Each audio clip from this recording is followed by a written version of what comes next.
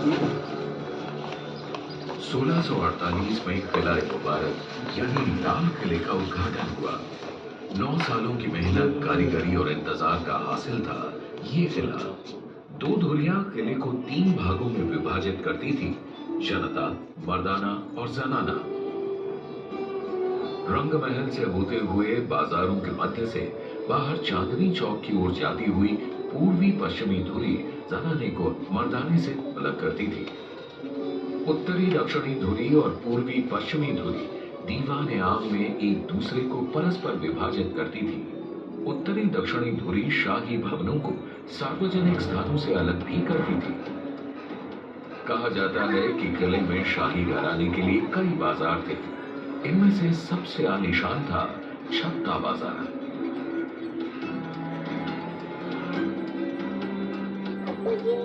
छत्ता बाजार से बाहर निकलते ही आंगन के बड़े किले का शासकीय प्रवेश द्वार यानी कि नौबत खाना था। नौबत खाना से होते हुए दीवान आम के दरबार में प्रवेश किया जाता था। यह वह दरबार था जहां प्रजा शहंशाह से मिल सकती थी। शासकीय समारोह और त्योहार भी यहां मनाए जाते थे।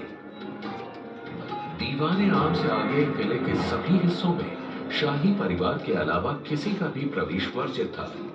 बाग, प्रशासनिक भवन, निवास और मनोरंजन के कक्ष, इन सब में शाही घराने के ही लोग जा सकते थे। थोड़ा बच्चा है। दीवान आम के ठीक पीछे रंग महल था। यहाँ शहंशाह और शाही परिवार नृत्य और संगीत की महफिलों का आनंद लेते थे।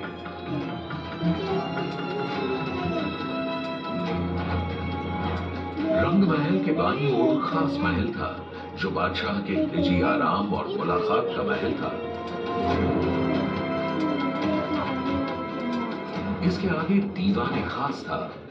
यहाँ शहंशाह अपने मंत्रियों से दरबार के मामलों पर परामर्श किया करते थे।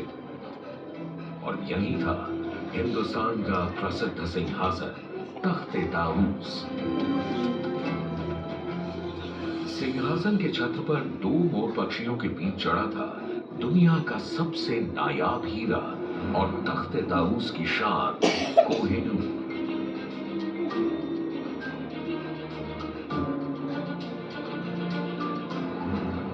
बादशाह के निवास के बगल में खूबसूरत हमाम था जो खास शाही परिवार के आदमियों के लिए था। पूरे लाल किले के खूबसूरत भवनों में और साथ ही हयात बख्श बाग, मेहताब बाग, सावन भादों और मुमताज महल में यमुना का बेहतरीन पानी नहरे बहिश्त या स्वर्ग की धारा में बहता था।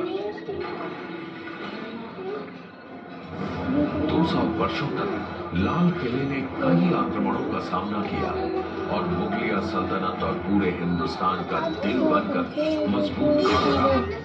लेकिन 1857 में अंग्रेजों ने आजादी की पहली लड़ाई के जवाब में किले पर धावा बोल दिया। किले की लगभग 80% इमारतों को नष्ट कर दिया गया और उनकी जगह ले ली अंग्रेजों की बैरकों ने।